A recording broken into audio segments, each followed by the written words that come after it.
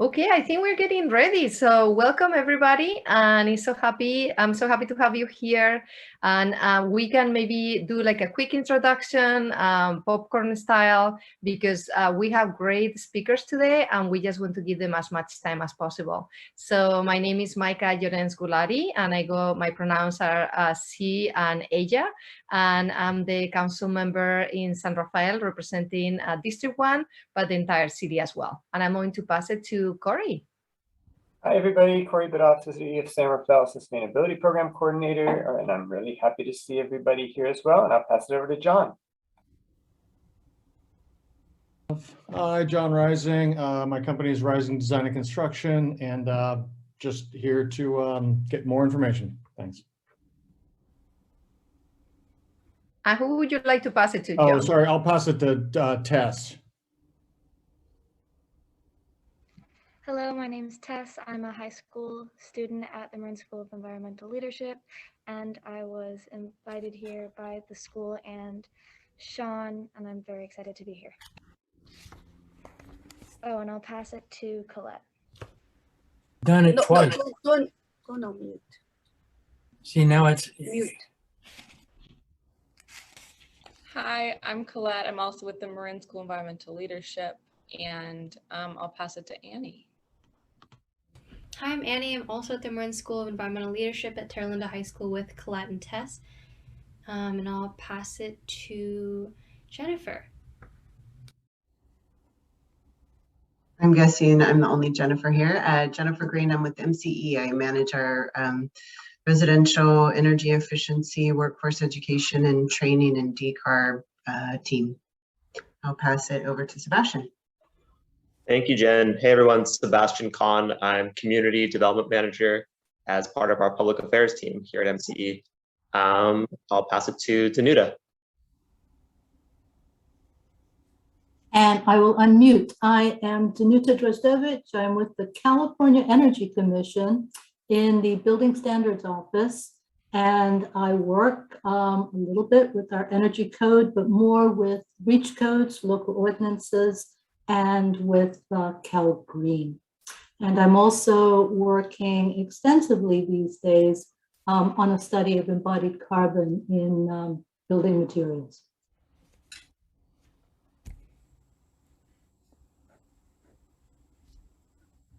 Apologies, I have to pass it to someone. Let's see. We're making you work. Huh? We are making you work.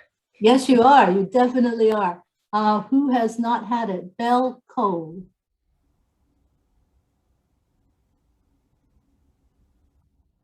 Yes, I'm Belle Cole, and I'm chair of OFA Marin and lead for ecologically sound practices, which is part of Marin Wildfire Prevention Authority, and also with the California Biomass Project. It's a real pleasure to be here. Oh, Bill Carney. Hi, Bill Carney. I'm chair of Sustainable San Rafael, and I'll pass it to Marco. I knew you were going to do that, Bill. Hey, I'm Marco Berger. I'm with Multicultural Center of Marin, coordinating the Canal Community Resilience Council, the Emergency Preparedness, and also producing the Spanish radio show Cuerpo Corazón Comunidad. And I will pass it to Gretchen. Did you go? Not yet. Hi, everyone. I'm Gretchen, and I'm the Sustainability Coordinator for the City of Novato. And I will go Dana. Hi, I'm Dana Armanino. I am with the Marin County Community Development Agency Sustainability Team. And I will pass it to my Bay Run buddy, Emily. Hi, Emily Alvarez. I work for StopWaste, which is an Alameda County agency that works on waste energy, waste, energy, not waste to energy programs. And yeah, we're the Alameda County representative for Bay Run. I'll pass it to Sarah Moore. Hi, I'm from the City of Berkeley. Thanks so much for the invitation. You'll be hearing more from me later, and I'll pass it to Amy Ryder, who you'll also get to hear from. Yes, good afternoon. I'm Amy Ryder, she, her pronouns, and I'm with the Building Decarbonization Coalition. Thanks for having me. I will pass it to Alice. Greetings, I'm Alice Cochran. I'm with Dominican University on the Sustainability Subcommittee and an interested citizen. I will pass it to Tess. Have you gone, Tess? Yeah, I've gone. Oh, okay. Let me see. Roger.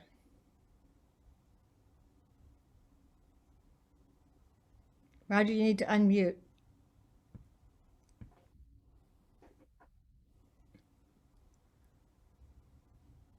While he's doing that, who else hasn't gone?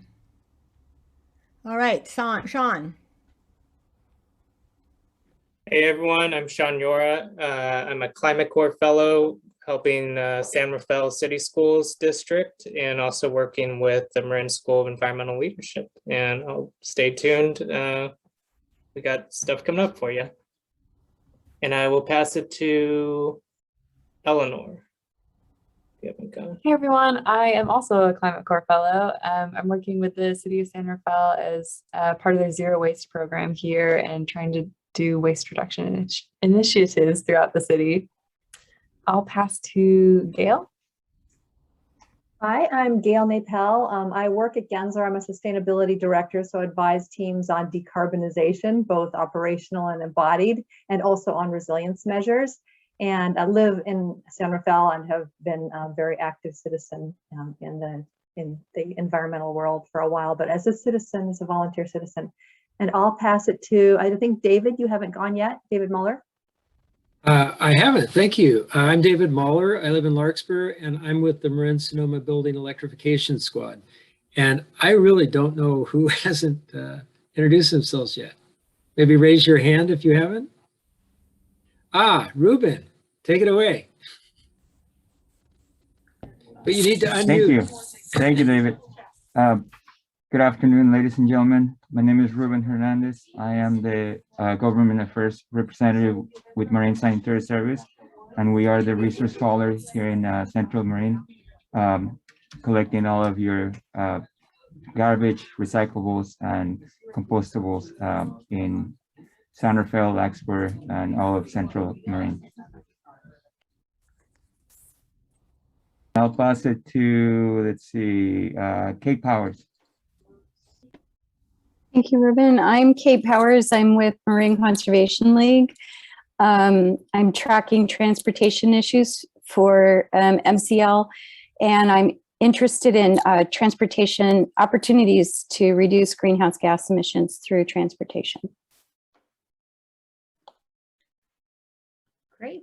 So maybe who else didn't go yet? Roger, did you go? Let's see you. There you go. Am I unmuted? Yeah, I guess I am. I'm interested citizen. Thank you. Thank you. Anybody else? Yeah, hi. Kosti Kufa, also citizen of San Rafael. Have an extensive background in energy efficiency, renewable energy implementation. Just here to listen and learn. Wonderful. Eric. Hi, everyone. Eric McKean, also an interested resident of San Rafael. I'm glad to be here. Awesome. Anybody else? Okay, I think we're ready to start. And again, we have like a packed agenda, so I'm going to pass it to Corey to introduce the students at MSEL from Terra Linda High School, and it's always like a great information that you provide. So I cannot wait to hear. Great, thanks everybody. We have not too many things on the agenda this time, which is really nice. We're going to do a deep dive into building decarbonization. We're going to hear from the Marin School of Environmental Leadership students and hear a little bit about their upcoming project for the year. And then we'll close with just some quick other city updates, and we'll have lots of time for Q&A. So now let's pass it over to the Marin School of Environmental Leadership. And I think I made most, if not all of you, co-hosts in case anybody wants to share, which you don't need to share a screen, but take it away.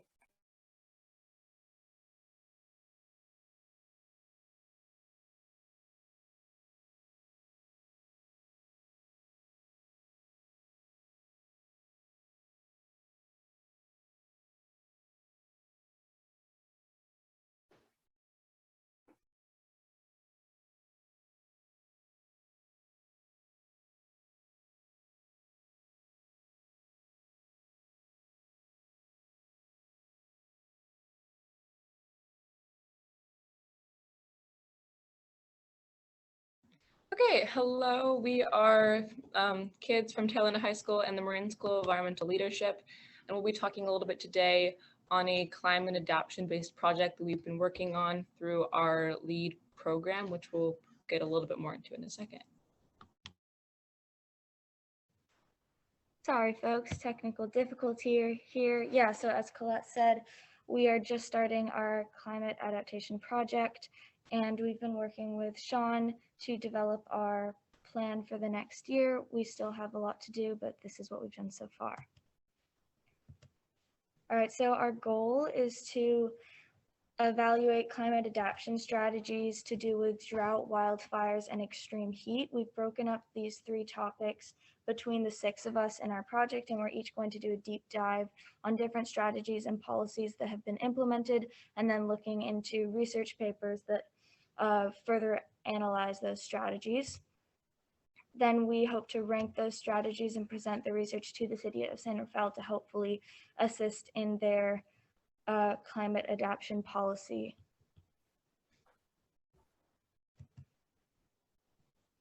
Annie, do you want to take this one? Sure.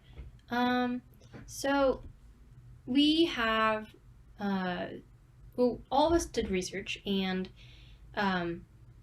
well, how all of us did our research was, we spread 3 big topics among the 6 of us.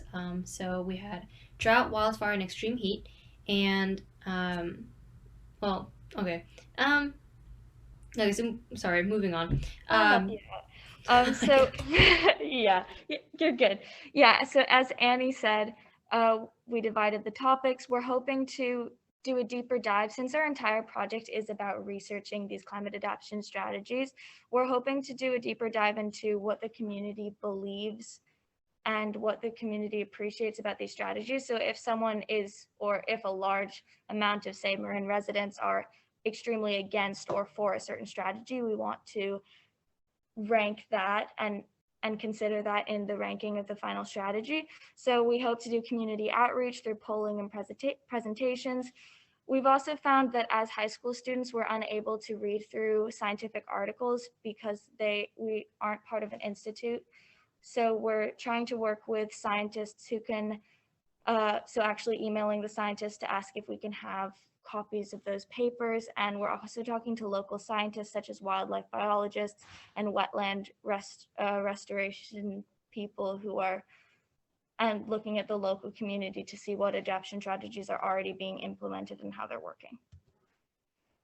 All right, so just very briefly what we've done, we've only brushed the surface of these topics, but we do have 3 topics. As I said, we have wildfires, we have extreme heat, and we have drought. So Annie and Colette covered wildfires.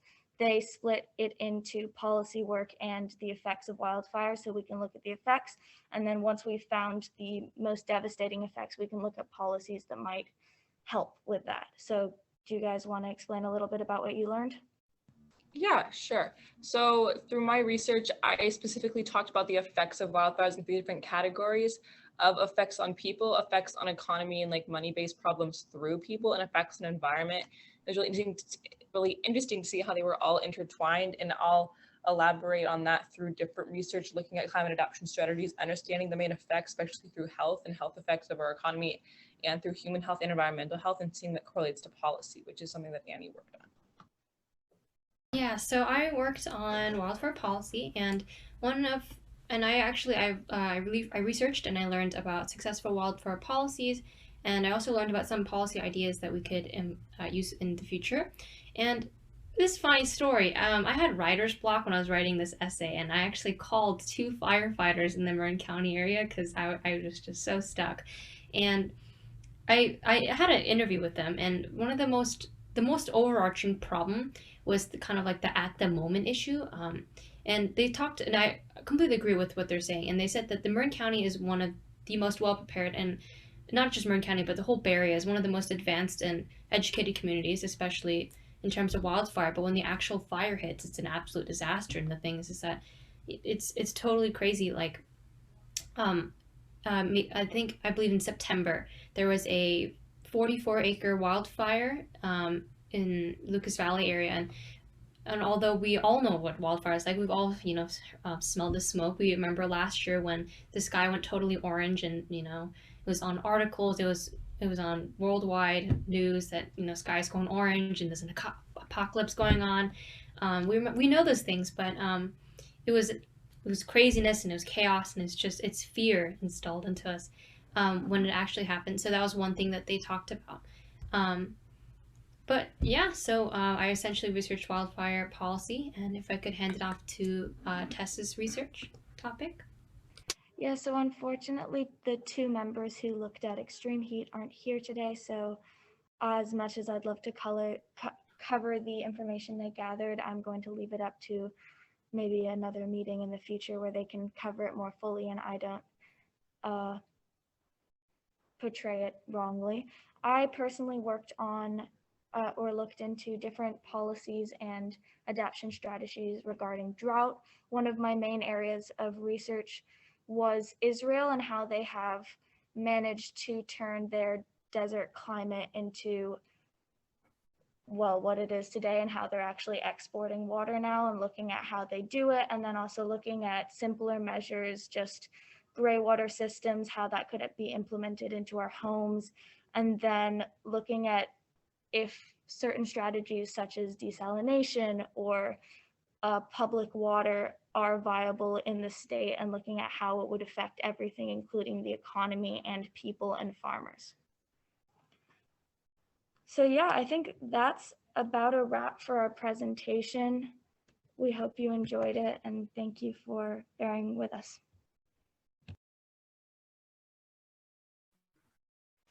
Okay, well, thank you so much. I know how difficult it is to present, especially when, like in Zoom, when you have like different speakers talking. So I'm really thankful for you, and I cannot wait to see the progress throughout the year.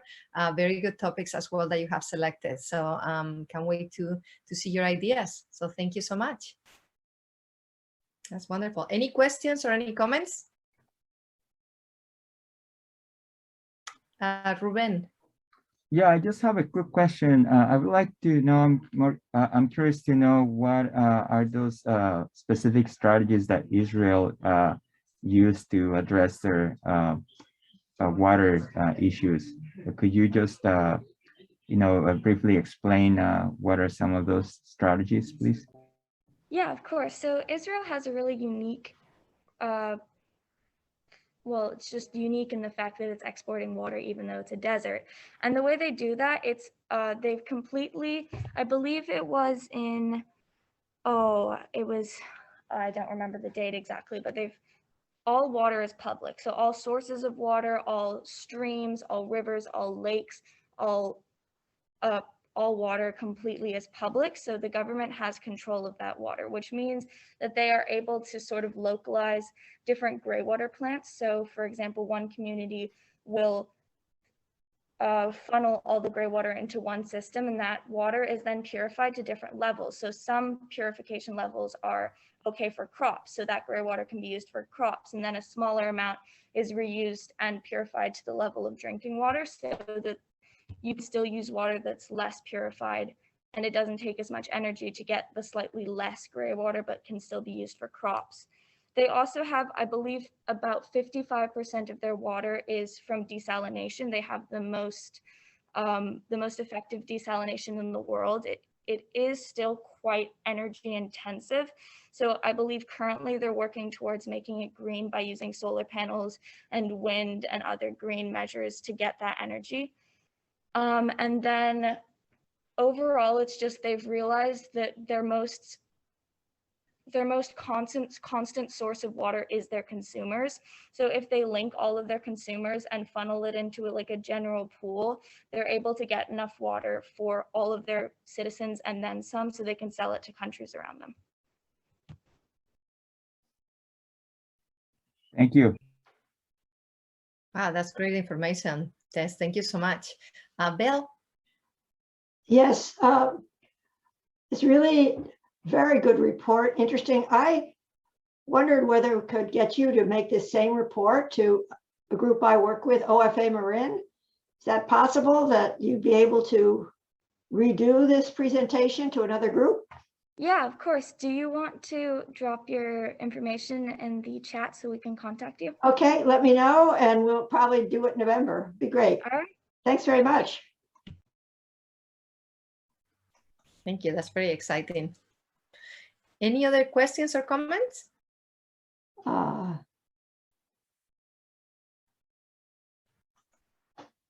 right.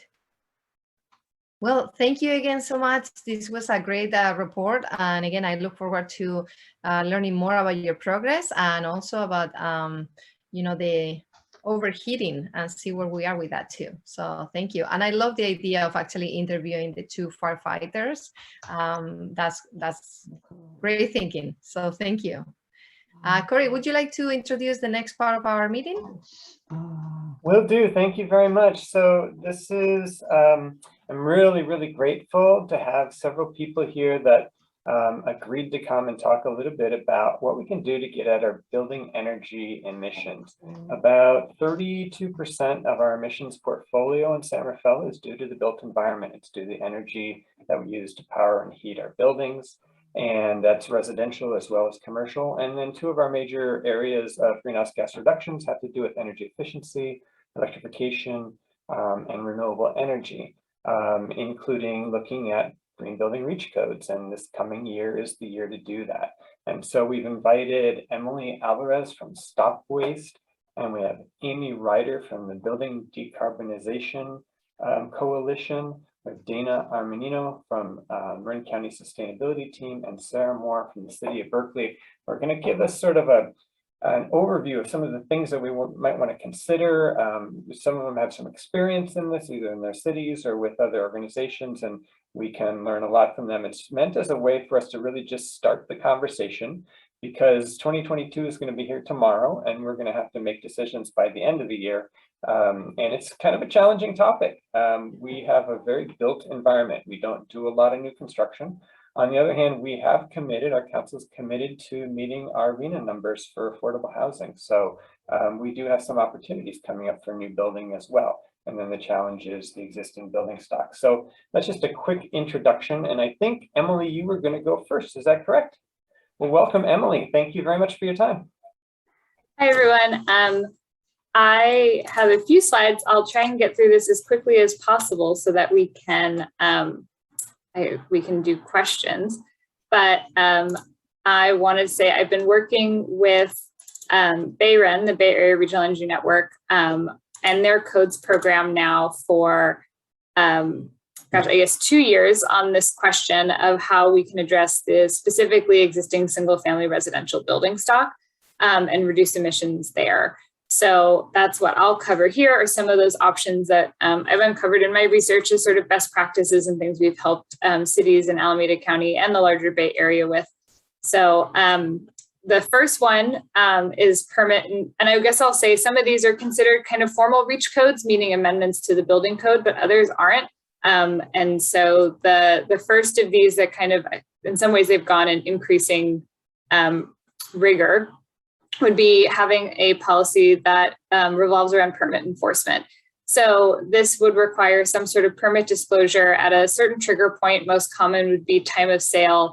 The reason to do this is that building permit evasion is a really big deal. And so if we are thinking about things that are more rigorous than the existing building code, then the likelihood that someone will voluntarily adopt that if they're going around the building permit process is kind of low.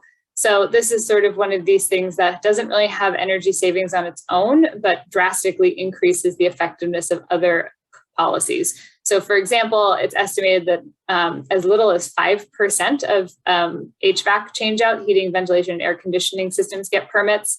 It's also really low for things like hot water heaters. So if we are looking at things that kind of go above the code for those appliances, yet people aren't getting permits for those, then it could be unfortunately a bit of an exercise in futility, or just have a lot fewer impact, a much lower impact on carbon emissions than it has the potential to if we are enforcing building permits and the building code. So an example of a city that has this is Davis, California, and they require a building permit history at time of sale. They've said that they have seen permits increase from about 30 to 90% as a result of implementing this policy. So then we get to something like a disclosure policy. So this is really just benchmarking or labeling of a home, again, at a certain trigger point. Time of sale, time of major renovation, time of rental have been some of the ones that have been used before. So this would be something like using the Department of Energy's home energy score, which is a 1 to 10 label of how energy efficient a home is, and kind of just provides the information. On its base, the disclosure policies are just disclosure. So the thought process is that when people may know more about their home, it might spur voluntary upgrades. So this can be really helpful to layer on mandatory upgrades with time, especially because it gives you a lot of really great information on your existing housing stock. But it can be really slow to reach all homes. And depending on what trigger point you choose, it can be politically tricky. Realtors have unified in opposition in the past to some time of sale policies, but they do exist throughout the country. Berkeley is one great example, and Portland, Oregon also has one. Then we get into the kind of more saving, I guess the policies that result in more savings. One popular one is replace on burnout that's been tossed around. So this would be the idea that when someone's gas water heater or gas furnace goes out, they would have to replace it with a high efficiency electric option. But again, if we go back to that question of low permit compliance, has a lot of potential to have a big impact, but may not if, again, someone can kind of easily go around such a policy. There are also really big considerations for this for cost and timing. Right now, these high efficiency electric options can be more expensive up front, even though they're very efficient, so there can be savings over time. And if your hot water heater goes out and it takes 5 days because you need to cap a gas line, run a new electrical line, or even longer if you have to upgrade an electrical panel, then that's obviously a really big and important consideration that needs to be taken into consideration when you're looking at a kind of replace on burnout policy. Then other things like dryers and stoves, which are often heated or powered by natural gas, don't require permits. So how do you kind of enforce a policy to get the whole home off of natural gas?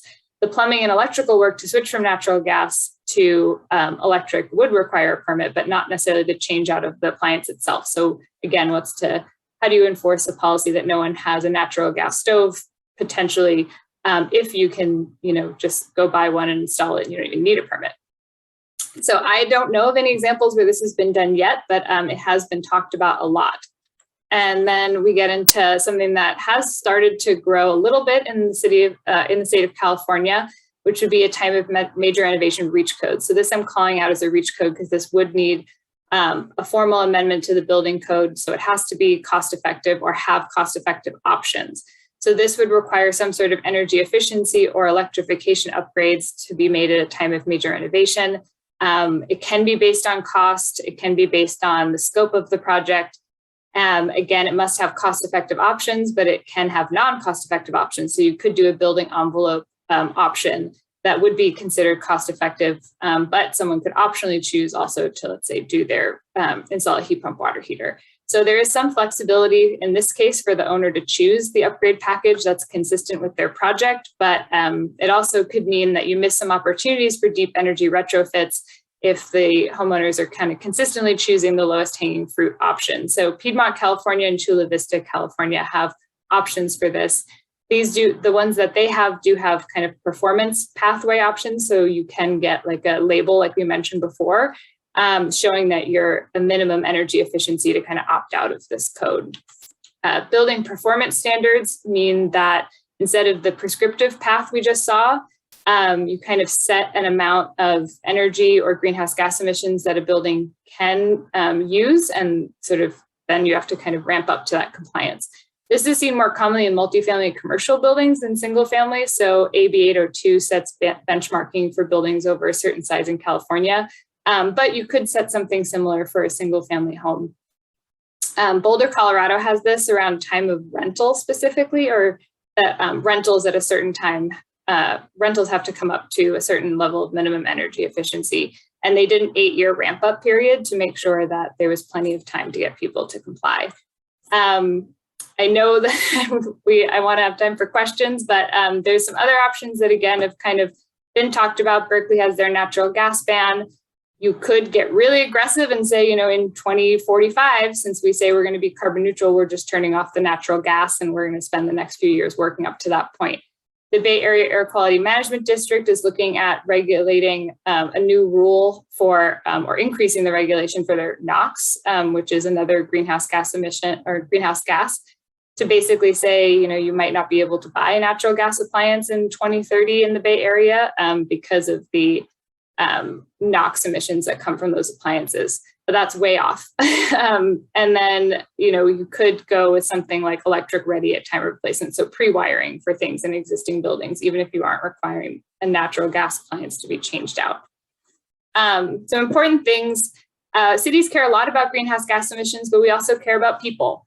We're talking about people's homes. Residential buildings provide shelter. Equity and cost issues are real. And if we transition lots of people who can afford it off of natural gas, then those who might be left behind with higher natural gas bills are the low-income folks who we really want to be protecting first.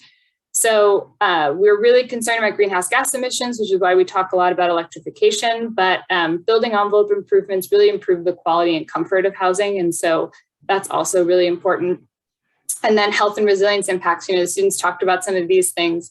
There are many co-benefits to doing energy efficiency and electrification when it comes to smoke infiltration, healthy homes, moisture, et cetera. And really, yes, this is a climate emergency, but we are all humans and we care about the health and well-being of our cities in more ways than one. So what are policies that really get at all of those things? So equity is important. Electrification is the most effective way to reduce greenhouse gas emissions. But again, it's complicated.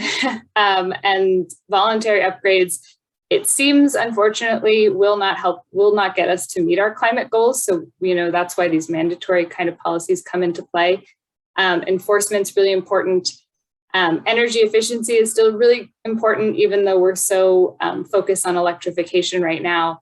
And piecemeal electrification can be great because you can do it a little bit at a time, but then when you get to the kind of bigger co-benefits, again, about like resilience of not having gas lines, having even just one gas appliance left means you kind of sacrifice on some of those. So that was a lot of information. I'll drop a link to the white paper, which goes into these policy options in more. The white paper I wrote last year that go into these in more detail, but that was sort of a really big menu of there are many different ways that a city can go when looking at their existing building stock. Emily, thank you so much. Oh, go ahead, Corey. Oh, thank you. I was just going to say that what we're going to try to do is, rather than take a lot of questions, I'm afraid that if we do a lot of questions in between each one, we won't get through them all. But I was thinking one or two, and we do have 2 questions. So if we could do those and try to get through them quickly, and then we can let Amy go, that'd be great. Bill.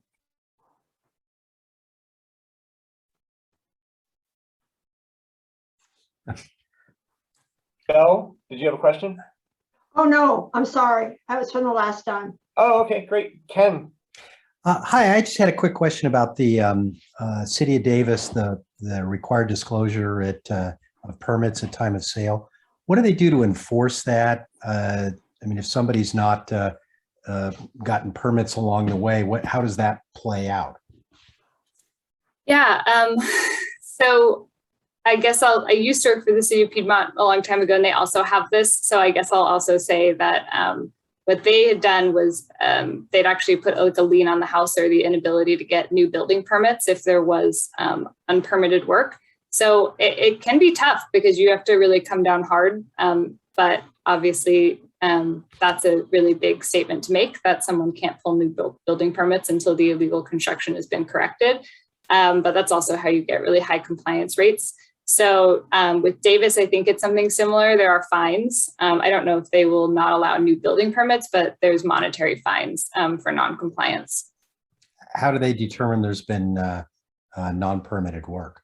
There must be an inspection program at the same time. Yes, there's an inspection. Thank you. Wonderful. Thank you very much. Actually, I see one that just came in on chat. I wonder if quickly, have you looked at replacing permits and fees with incentive applications, carrots over sticks? I don't think anyone's really looked at the carrot option for building permits. I think it's really interesting, but I know that there has been a lot of carrots for kind of correcting illegal construction in terms of, reduce, like ADUs are a great example. When the new state laws passed, a lot of cities kind of helped guide ADUs that were built, accessory dwelling units, built without permits, sort of helping them comply instead of sort of punishing them. So I think it's been done more in that case, but I don't know about someone, like trying to just increase the permit compliance rate overall with carrots. Great. Thank you so much, Emily. That was fantastic. Really appreciate it. That was a lot, and that was all mainly related to, no, it's great. It's great. Just on that alone, it's like, yeah, there's a lot to look at, and there's pros and cons to everything, and cost and equity considerations as well. So that was very helpful. And then I think, was it Dana or Amy that was going next? I got a little lost in I can't find my. I think it's me, according to the list you put in the chat. So, all right. So I will also share my screen. I just have a few slides. This one. Can y'all see that? Okay. So, as I said before, I'm Dana Armanino. I work for the County Community Development Agency, and I supervise our sustainability team. And I wanted to take a quick second to, that just went haywire, to look at kind of why we're considering electrification. And so this is zooming in just on Marin County's emissions. The Marin Climate and Energy Partnership just released our 2019 city and county, and then rolled up countywide emissions just a couple weeks ago. You can find those on marinclimate.org. But here's a snapshot of those countywide 2019 emissions. And you can see down here, natural gas is 27% of our emissions. Transportation is our big winner at 52%. But this wedge here, natural gas is our second largest emission source. Electricity, it used to be, if you look over here, in 2005, it used to be a little bit closer to 50-50, but thanks to MCE, big shout out to them, we've closed that wedge quite a bit. The built environment now, 80% of our emissions come from natural gas because our electricity has gotten so much cleaner since 2005. So that's also, MCE, and then also we've had great success with individual solar. We continue to have folks installing solar, so that electricity wedge is going to get smaller and smaller. And so we really need to attack natural gas. One of the ways that we are attacking natural gas is on that voluntary market. I'll get into the stick in a little bit, but we'll start with the carrot. In 2018, the county applied for and received a grant from the Bay Area Air Quality Management District to start a voluntary program to educate homeowners and contractors and get them to voluntarily remove natural gas appliances, space heating, water heating, and cooking appliances, and replace them with high efficiency electric units. We have direct rebates that go to the homeowner. They can actually be stacked with rebates from Bayren. And we also have additional incentives, a little bit higher amount for income qualified individuals. And we even have a rebate for if the switching out of, say, your water heater triggers the need to get a new service panel. Sometimes that can happen. You need that extra electrical capacity. A lot of our service panels are pretty old, kind of due for replacement anyway. If the work to electrify your home triggers the need for a service panel replacement, we have a rebate to assist with that. So to date, from January, the program launched January 1, 2019, through the end of September 2021, we have done 260 rebates. Some folks just get one appliance replaced. We've had others that have done multiple and fully electrified their house. So you can see we've done 36 range cooktops, we've done 61 hot water heat pumps, and then over 100 heating source heat pumps, both central and mini split. And then, like I said, we've done quite a few service panel kickers to try and help, if you get that added cost, try and help get you over that hump. We also, as part of that, have done some extensive education around it. We've partnered with Marin for trainings and MCE for trainings for contractors to do some of this work. And then we've also done extensive surveys with the homeowners to find out what's worked, what hasn't. We did surveys with our participating contractors as well. What we found were the homeowners really like that they can reduce their greenhouse gas emissions without a big lifestyle change. We are, you look back at that wedge and 52% of our emissions come from transportation. It's really hard to get someone to stop driving and get on the bus or walk or do things like that, but they don't really care how their hot water is created as long as they have hot water. So they don't mind putting in a heat pump if we'll help pay for it and the contractor does good work, and then they've reduced their greenhouse gas emissions. So unfortunately, altruism is not the biggest driver. It's just that it's super easy. We've also found that homeowners are very satisfied with their new appliances. There's often discussion about, oh, I don't want to give up my gas range. I love my gas range. It's a very emotional piece of equipment. But once, we've heard from many people, and I'm actually one of them, once you go induction, you don't go back. It is really fun to cook on. This image is actually a real image. Induction, just excites the pan itself. It doesn't actually create heat. So it's much safer. There's no indoor, combustion, indoor air quality issues. So it's a kind of a sexy piece of equipment. It's the Tesla of the kitchen. We've also heard that once homeowners start to change appliances, they start thinking about how to do additional ones. So we've definitely had folks who have done one change out and then came back 6 months, a year later, and they're ready to do that next one. So it's kind of a gateway. It's pretty good. And then more and more contractors are learning about the technology, getting comfortable with the technology and starting to do that work. So hopefully through voluntary programs like this, we're going to build up demand and do that on-ramp towards perhaps then the stick, which will just make it mandatory.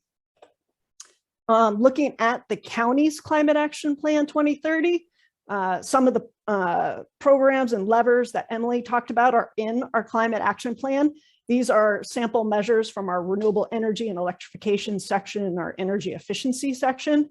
Some highlights of that are that we originally, when we wrote the plan, had information, kind of the state was putting out information that the 2022 building code, which would go into effect in 2023, would require all electric for residential new construction. That is now no longer the case. So we are going to have to, over this next year, as we're developing our building reach code, have to decide, do we go the all electric for new construction route, or do we go similar to other cities where it's by piece of equipment? So we're going to have to start evaluating all of that. We're hoping to work with the San Rafael team and all of the cities so that, similar to the way we did the 2019 code update, we try and all work together and maybe get some consistent building codes. Contractors like consistency between the cities. So we're really going to try to get to some consistency, some common language. The other measure that's highlighted, this last one in the renewable electrification section, is similar to what Emily mentioned, is do we consider adopting a time of replacement ordinance that would require high efficiency electric appliances instead of natural gas ones? We would want to telegraph that one out. It's another reason we're really pleased with the Electrify Marin rebate program, because again, get our contractors comfortable with it, with the technology, get kind of a base built up that understands it and likes it, could talk to their neighbors about it, so that when perhaps we adopt some kind of stick, it'll be a little bit easier transition.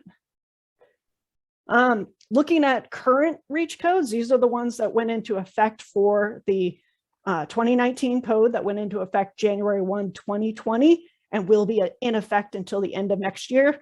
These cities up in blue, the county, Mill Valley, and San Anselmo, adopted something called electric preferred. So basically, if you go all electric, you just have to meet state building code for energy efficiency. If you want to have mixed fuel, then you'll have to make it more efficient. So it kind of is encouraging folks to go the all electric route. So there's the possibility that we could just ratchet up that requirement and make it that much more attractive to go electric, but still give a mixed fuel path. Or we could go all the way to all electric. That'll be worked out in the next year.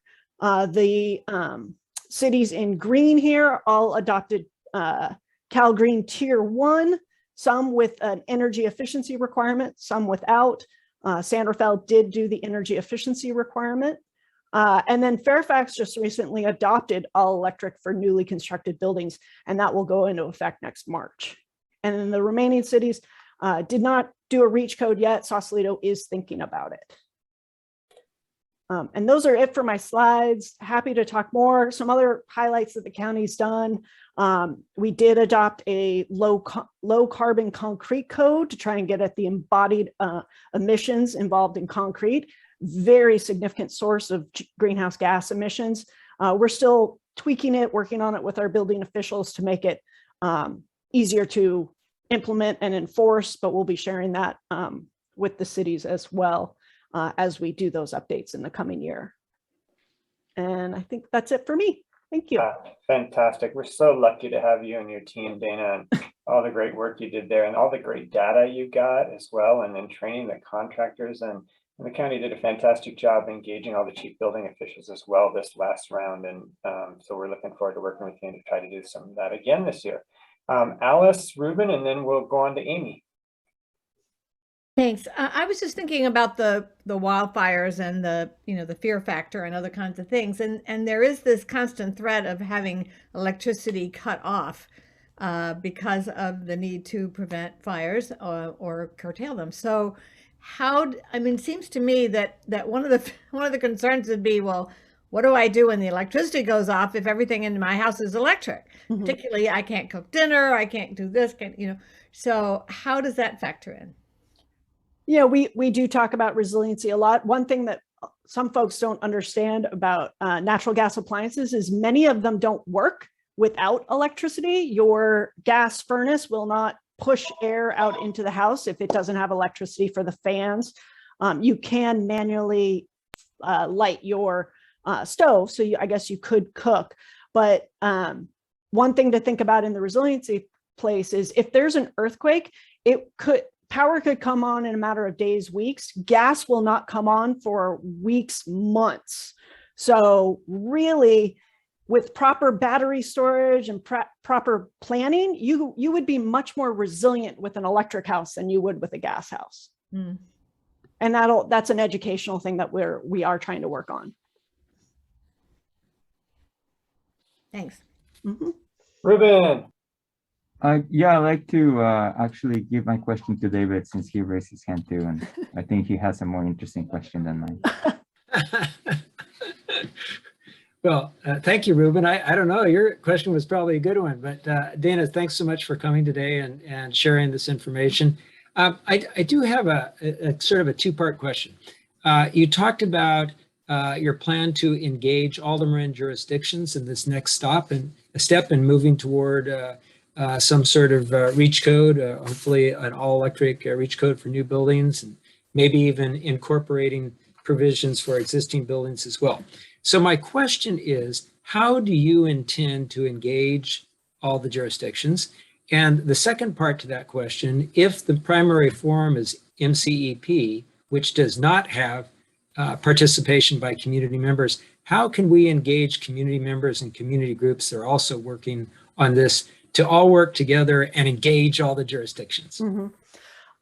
So the county is funded under the Bay Area Regional Energy Network, BayREN, the presentation you saw previously, to try and help ourselves and all the jurisdictions adopt these REACH codes. So we're funded to do that. The way we did it the last round, and we'll probably do it this round, is we give updates to Marin Climate and Energy Partnership, but what we did is we reached directly to the planning directors and the chief building officials and have initial meetings with them, invite them to participate in this process, since they're the most familiar with their building codes, with the challenges of enforcement, everything else.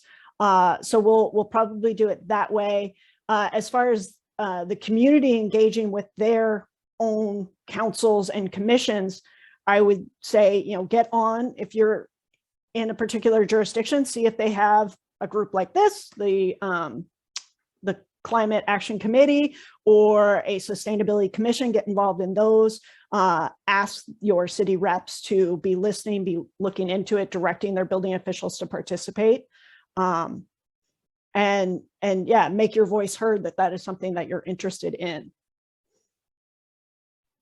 Great, and we hope, thank you so much, and we hope to do a lot of community engagement around it as well. I feel like this is our first attempt at it, and I think we'd like to be able to do a lot more meetings in the coming year with opportunities to kind of dive deeper into all these topics. This is sort of that broad brush, higher level. Here are all the considerations, and there's a lot of them. And then we can start to whittle it down and narrow down into things that might be the most appropriate for San Rafael and move forward that way. And I think there's a real strong intention, though. The Marin Builders Association reminds us all the time that one of their key things is, like, if there's going to be regulations, they really like them to be as consistent across jurisdictions as possible. And that is often a huge challenge. So it's something we'll be looking at as well. And now with that, I'd love to turn it over to Amy Ryder from the Building Decarbonization Coalition. Amy will get us a little bit more into beyond just residential and to what this coalition does, which we're excited to be a part of. Thank you, Amy. Yeah, thanks so much for having me. I do have a couple of slides here, but they're really just intended for context setting. I'm hoping that we can spend a lot of time on questions, so I'll keep it fairly brief. But just to let you all know who I am and what the Building Decarbonization Coalition is. So we are, just as the name implies, a coalition. We represent manufacturers, local governments, NGOs, and design community, as well as just the movement around building decarbonization and electrification, specifically in California. And so related to that, I've been working in California at tracking and supporting, and apparently scrolling too fast, the REACH code work that is electrification specific for all the local governments across the state. There are now 51 of them in California who have passed some sort of either requirement of building new construction somewhere between preferring electrification or requiring it outright. But in order to start the conversation just briefly, I just want to take a moment to step back and simplify perhaps, because when we're talking about building electrification in your homes, mostly we're talking about these four appliances: your water heater, your space heater, which also in this case is a cooler, it does both, cooking and drying your clothes. Those are the four primary uses of natural gas in residential construction. And so when we talk about this crazy multi-syllabic word of electrification and decarbonization, sometimes it feels scary. And I just want to reframe slightly and say it doesn't have to be. Really, we're talking about just a couple of appliances and maybe your car. So specifically, as Emily alluded to, there are a couple of different options really out there in terms of what local governments can and have been doing. We did a legal analysis back in 2019 to say what options there were for local governments. And really what that has boiled down to is REACH codes and the prohibition of gas infrastructure. Those are the two mechanisms that are really at place for new construction right now. I won't go through these other options, but more and more there has been interest in existing buildings for all of the reasons I think are pretty evident to folks in terms of a lot of our cities are built out. And so much of the existing emissions are with existing buildings. But just for the sake of this initial part of the conversation, the work is largely around new construction and stopping the problem of gas expansion. We expand the natural gas system hourly. in this state. It is continues to grow. And the goal with a lot of these REACH codes and eventually the state code is to just stop the bleeding. So as I mentioned, there's 51 jurisdictions who have done this already with regard to new construction, and they really boil down to these three primary categories. So the natural gas moratoriums, which is what you'll hear about next, at least in part with Sarah Moore from the city of Berkeley. The all electric ordinances, which have very similar effects, but have different political ramifications as well as different approval process. And then electric preferred ordinance, which again, I will not steal Sarah's thunder, but that really is a mechanism that allows for the continuance of natural gas infrastructure, but some sort of incentive or prioritization for electrification. The way this is boiled down across those 51 jurisdictions, the most recent of which was approved on Tuesday this week, it just continues to grow, really focused largely on that all electric element. And this can be applied to all four of those appliances or just a couple of the appliances, depending on the jurisdiction. Most choose all, but it does not have to be everything all at once. It's the most cost effective to do everything at once because you're avoiding the actual piping, the gas infrastructure that costs money when you're building new construction. So the way that breaks down, at least in the Bay Area, is pretty impressive, actually. There, you can see here, Marin County is definitely doing good things, and the South Bay is crazy, frankly. We don't have full all jurisdictions in any one county yet, but Santa Clara and San Mateo are vying for that leadership very quickly here. But you can see that all around the Bay Area, there has been great movement on building electrification.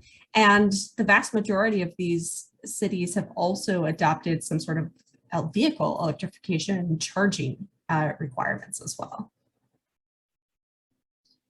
So as has been really evident in this conversation, that existing buildings are part of the goal.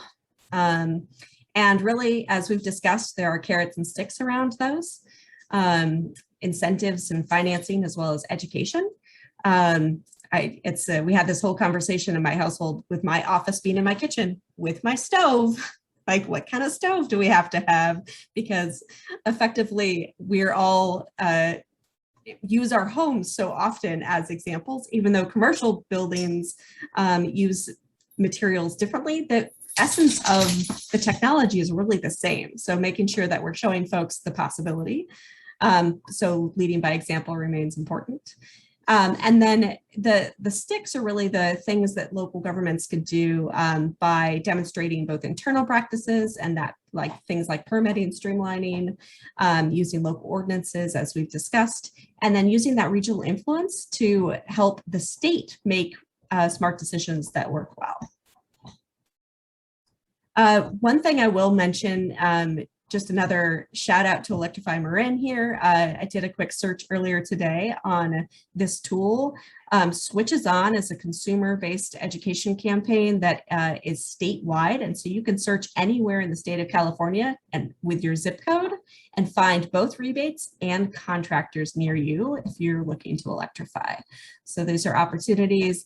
And this has both has the Bayren, it has Electrify Marin. It will have some PG&E incentives as well. So everything that is in your jurisdiction that you can then pull up and take a look at. And that's it for me. I look forward to your questions later. Thanks so much for your attention. Amy, that was wonderful. Thanks so much. Anybody have any specific questions for Amy before we go to Jennifer from MCE? Thanks. I just wanted to tack on to what Amy had just mentioned about the Switches On campaign website. MCE does have additional electrification incentives for single family moderate income homes or property owners, as well as for multifamily properties that are moderate income and low income. And we're working with the Switches On group to get those added to the list, but if anybody wants, excuse me, more information about that, happy to talk more. Thank you very much. Alice, did you have something else? You know, I'm not trying to be a naysayer because I really do believe in getting carbon free and electricity, but I am concerned about the national grid. I mean, I know we're talking about California here, but the electrical grid does not have a good rating across the whole country. And it's getting older and it's getting a little more unreliable. So sort of like when we try to get everybody, such as I am also buying an electric car, we need to have the plugins and we need to have the solar panels in order not to drain the rest of the energy. So how is it working that parallel to this program, there is an improvement in our national electrical system? Yeah, it's a really fair point. And the thing I tend to think about is, number one, our grid in California is designed for peak cooling in the summer. So we actually have a lot of capacity for the additional heating load that we're talking about by electrifying hot water and the heating in our buildings. But the other piece of that equation is there is no future that I can foresee where we're not going to want electricity. And so we have to improve our electrical grid. We just have to as a result of that. But if we're able to only put the money in our energy system into a single system to really bolster it, that seems like a wise choice rather than investing in what potentially could be stranded assets within the natural gas industry. So your point is absolutely a fair one. And it is a little bit of a balancing act right now while we are supporting both systems.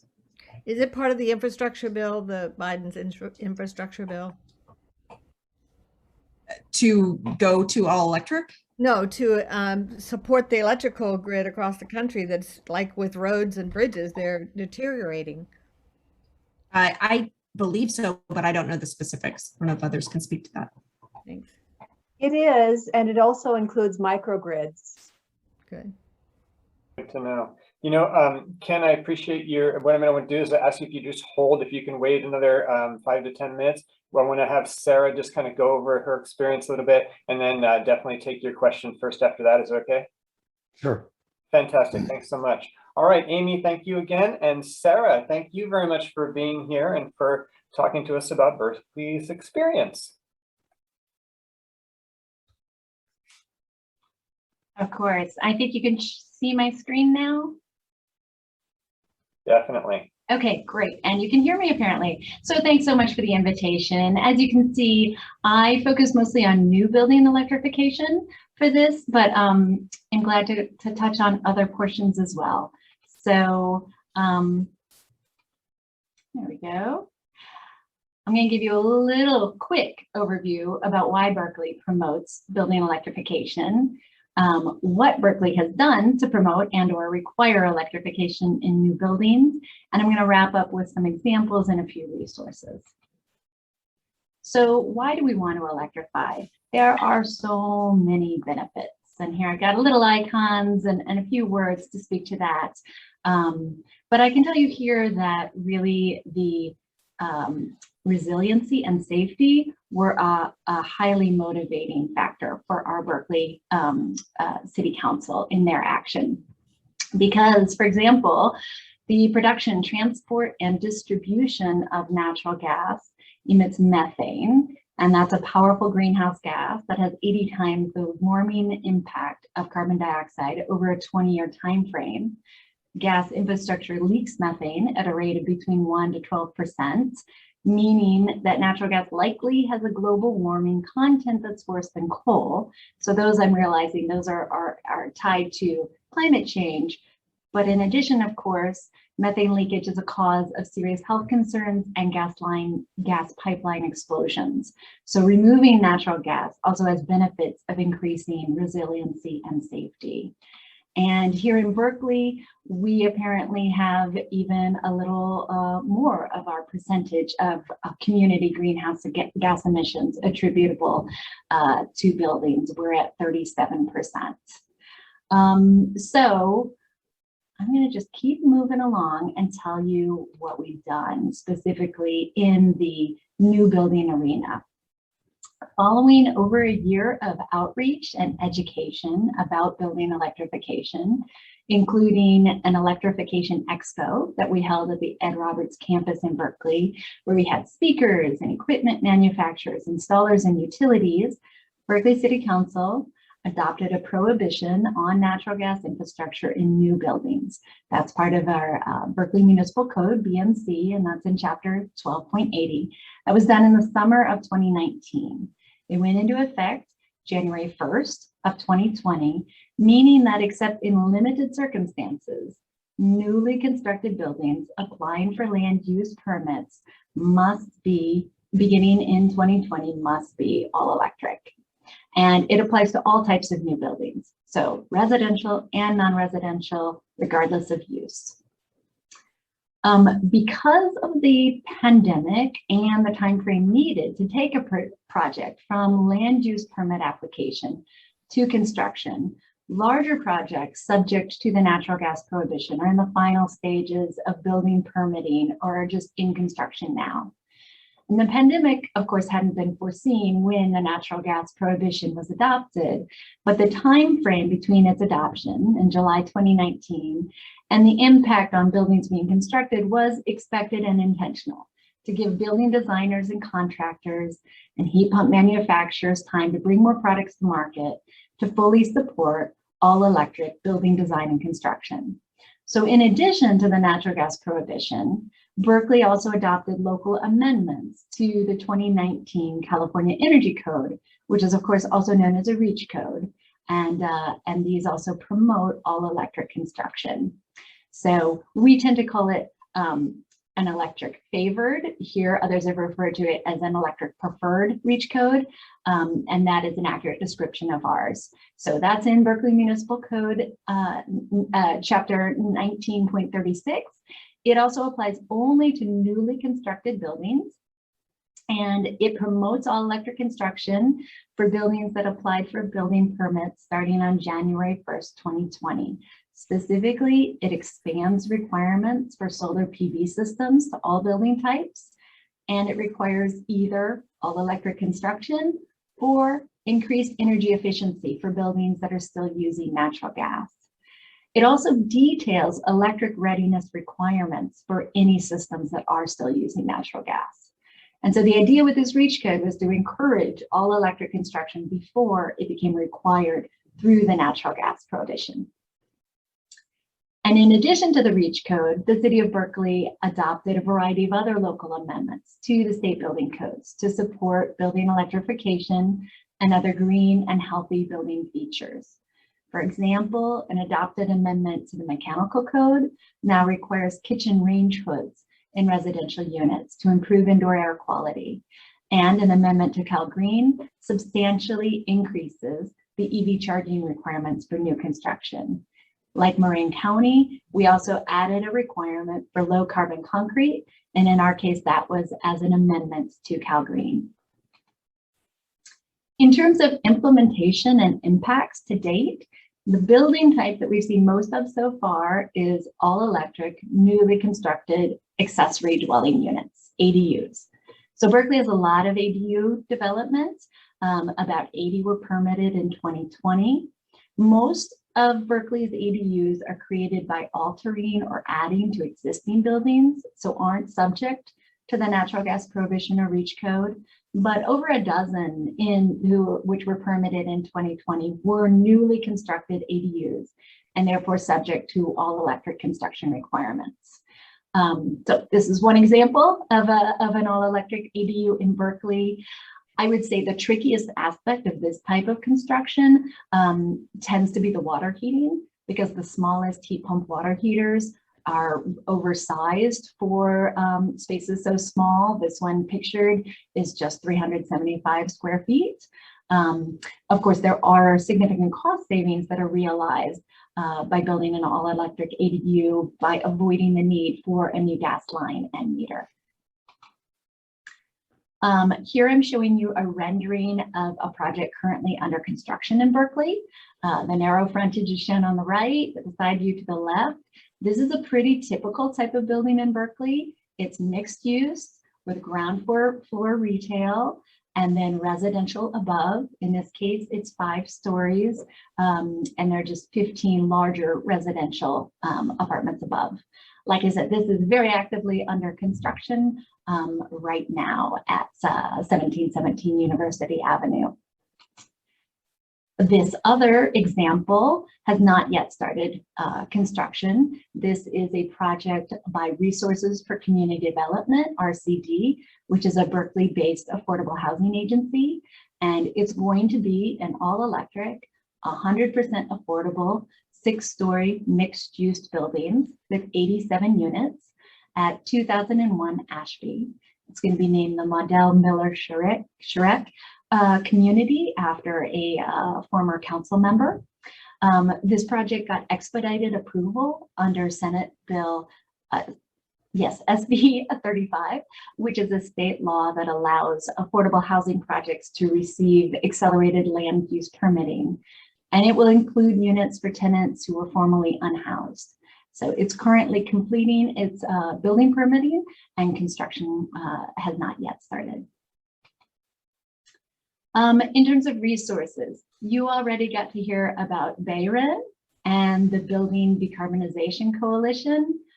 Those are fantastic resources, so utilize them. Another one that I wanted to mention is the localenergy.com, the California Energy Codes and Standards program website, which is shown here. It has a variety of useful information, including a regularly updated table of locally adopted energy ordinances, including all electric only ordinances.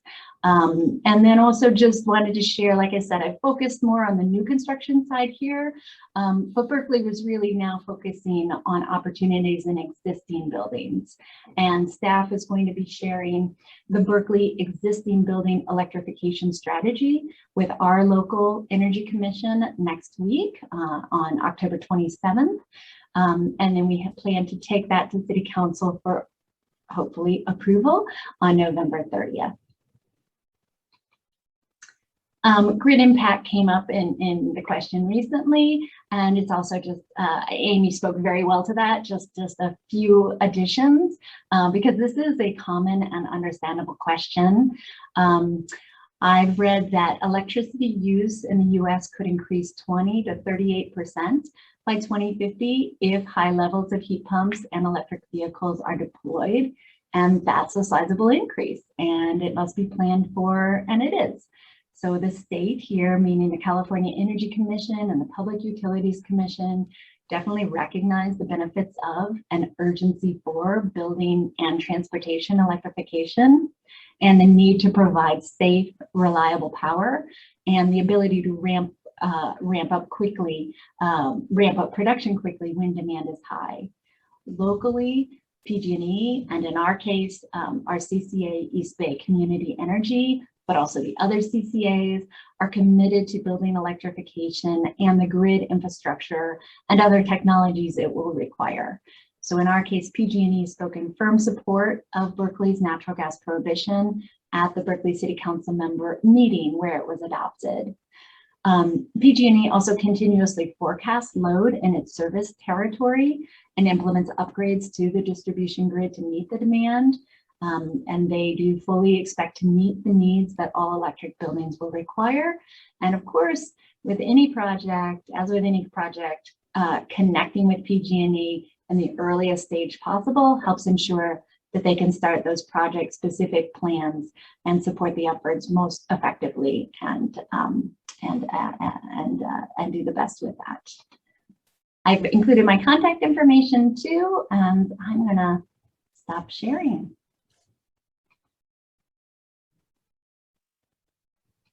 Wow, that was great. Thank you so much, Sarah. What a bunch of rock stars we have on here tonight. Thank you so much. Well, Ken, you are first in the queue. Do you want to ask some questions? Well, I was just left, the hand was left over from last time, but I was just gonna, Sarah dealt with just most of it now, but I was just gonna add for Alice's question. The California Public Utility Commission is involved in a very comprehensive proceeding about modernizing the grid and modernizing specifically for a high distributed energy resource future. So they're looking at all these issues as far as how our grid is going to work when everybody's got heat pumps and electric vehicles and solar panels and batteries and all that sort of stuff. So that's all I want to add. Thank you. Ruben. Yeah, thank you for all the amazing presentations today. I just wanted to voice my concern for addressing existing buildings. My sister purchased a home in Novato in May of this year. And so she did a renovation project and they completely renovated the kitchen. The contractor did not mention anything about going, with an electric stove and electric oven. They install a gas oven and a gas stove. I guess my advice, but because of the contractor would prefer to go with gas appliances, they went with that. So I think that we should definitely address existing buildings because obviously not every contractor out there is pushing for electric.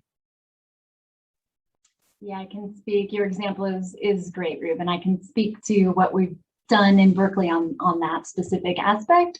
We've had a point of sale requirement for a while. Our building electrification, it was the building energy savings ordinance. We did some amendments to it. It's now called the building emissions savings ordinance, meaning that it's looking not just at energy efficiency improvements, but also at electrification opportunities. So right now it requires that at time of sale, actually it now requires at time of listing a property that it needs to have an energy assessment done.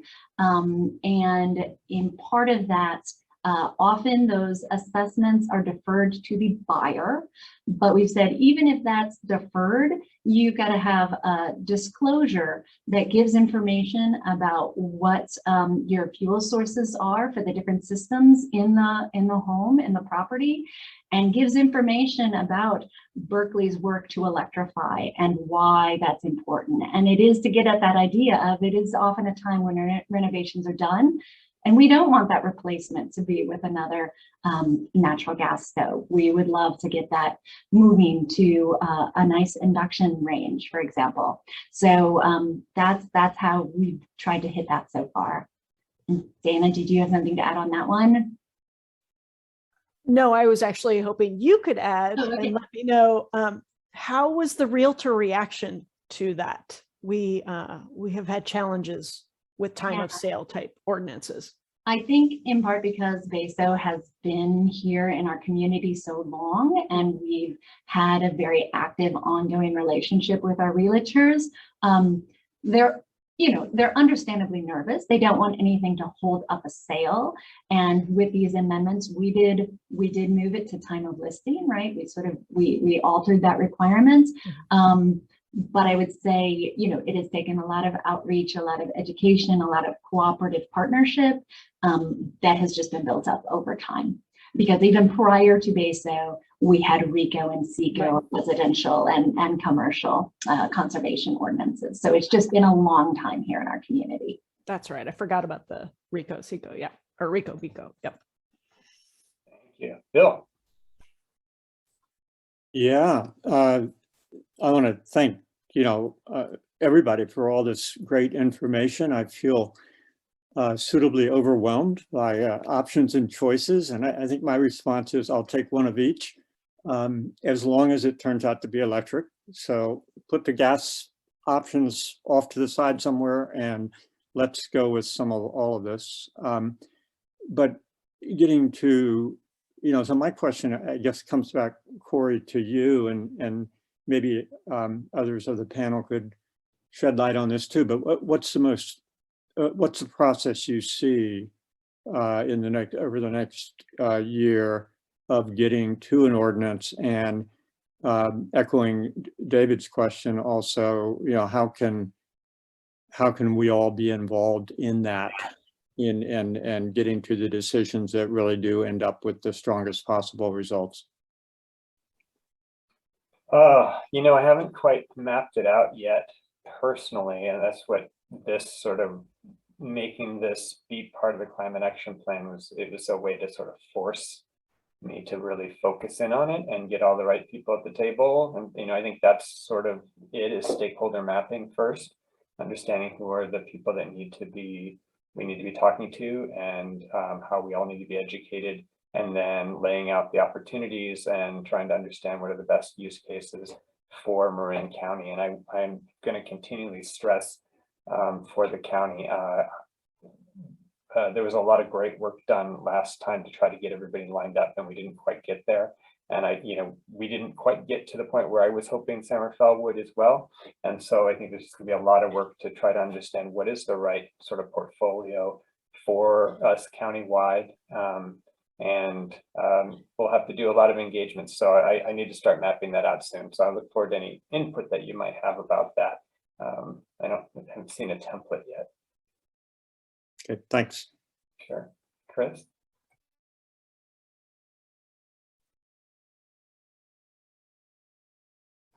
You are muted, Chris. Yeah, I just wanted to thank all the speakers, just really great deep dives and practical info.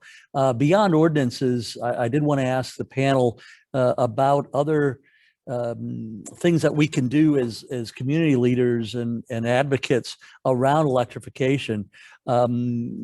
Just recently, our household put solar on, storage, EVs in the garage.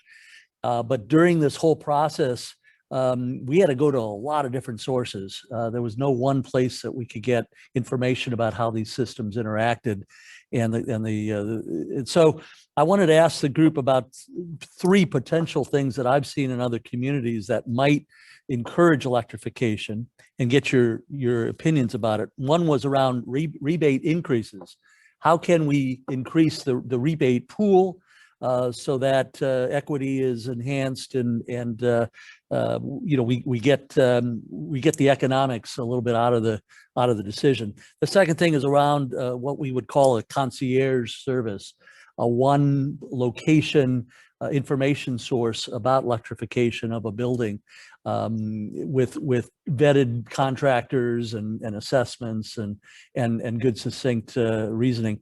The third thing was around an advanced energy center, not unlike the Santa Rosa Center. One place where consumers or building owners can go in and actually see these things in operation and get some good advice. So I'd love to get the opinion of the group about those 3 enhancements of electrification enhancement. I just want to jump in too quickly and say that I realize we're at 5:27.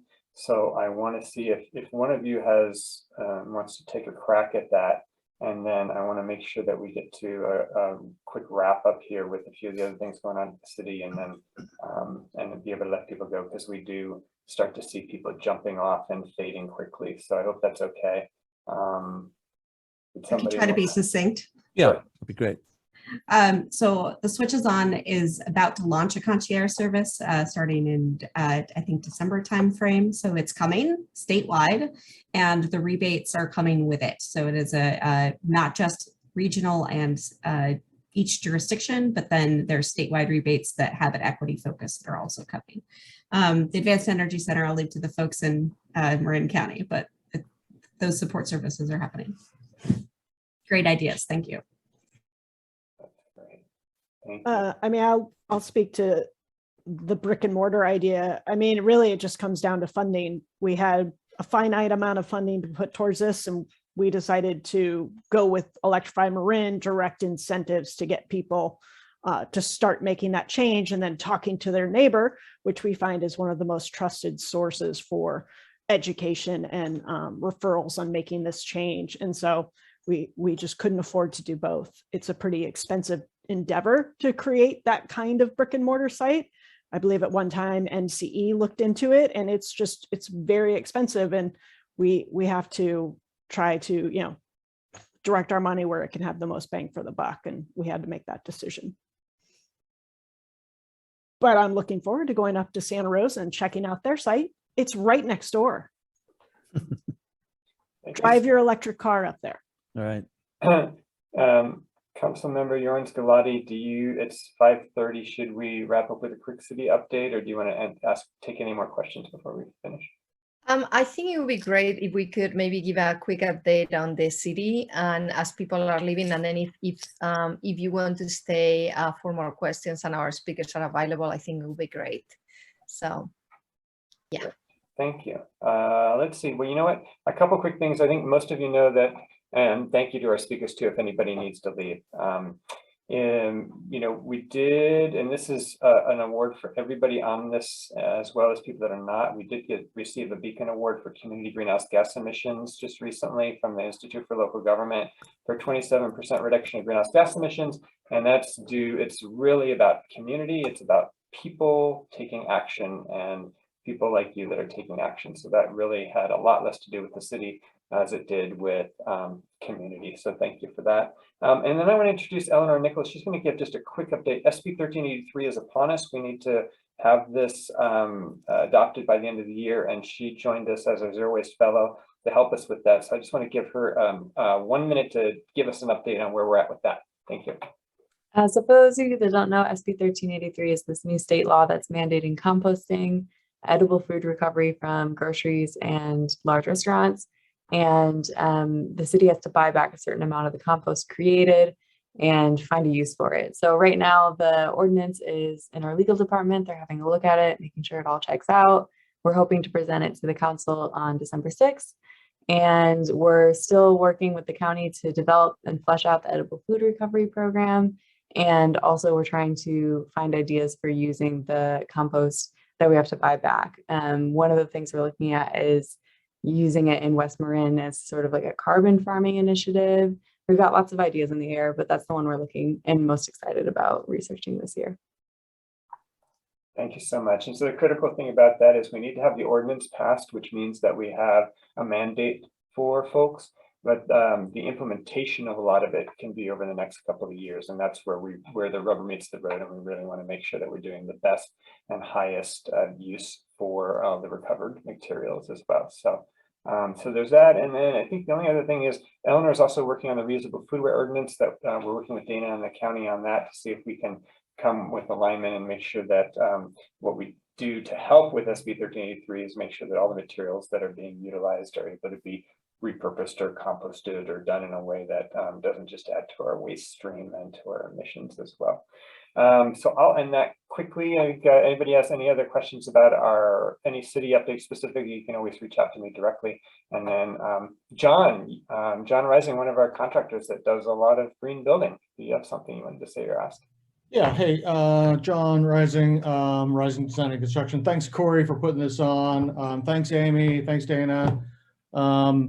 Boy, so much to digest here. A little bit of background. I was one of the first participating contractors in the Energy Upgrade California program that I think is now gone. I tried segueing into the Bayren program, but it was just so much effort on my part. It just wasn't panning out. I couldn't charge what I needed to charge in order to keep my business afloat to do all these things. One of the major roadblocks I see is that, so I heard an anecdote, a little story about the Oakland fire, which we're now celebrating 30 years. Libby Schaff was talking about how the firefighters got to the fire, but none of the equipment was working together. So they brought hoses that wouldn't work with the fire, the fire hydrants and stuff like that. And I see that a lot, that different departments aren't talking to each other. We just had a final permit in Larkspur, and they didn't really care about the HVAC. They didn't talk about any electrification. We were able to put a wood burning stove in. This is all the client wanted to do, right? And, jump over here to San Rafael. We're doing a 3 kilowatt panel system with batteries.